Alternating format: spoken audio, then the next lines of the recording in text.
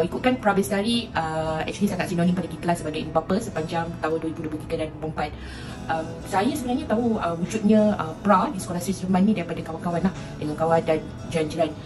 Saya mula-mula was-was, saya merasakan boleh ke anak saya ni sebenarnya belajar di sekolah Prabestari ni di Sri Seremban yang sekolah yang agak besar. Sekarang namun setelah setahun berlalu, saya rasa bersyukur Alhamdulillah kerana pilihan kami as a parents menghantar anak di sekolah Prabestari Sri Seremban adalah satu pilihan yang sangat tepat. Saya mendapati anak saya menunjukkan satu progres yang sangat membanggakan, termasuk dari segi perlibatan, dia lebih yakin dari segi, dan juga termasuk juga mampu menghafaz beberapa surah lazim dengan lancar.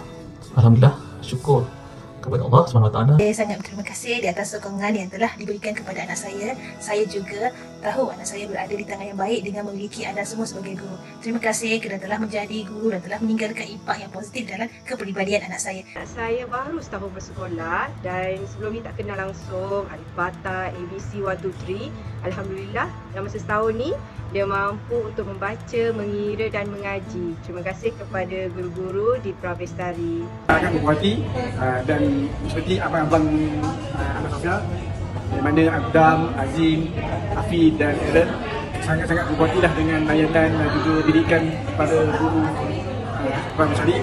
Dan saya sangat highly recommend sebab daripada anak kita tak pandai membaca, dia pandai membaca.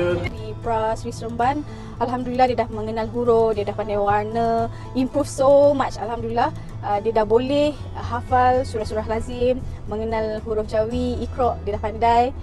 Yang paling penting sekali, dia mudah pergi sekolah. Dia excited nak pergi sekolah setiap hari sebab dia cakap cikgu-cikgu yang baik, cikgu sayang dia.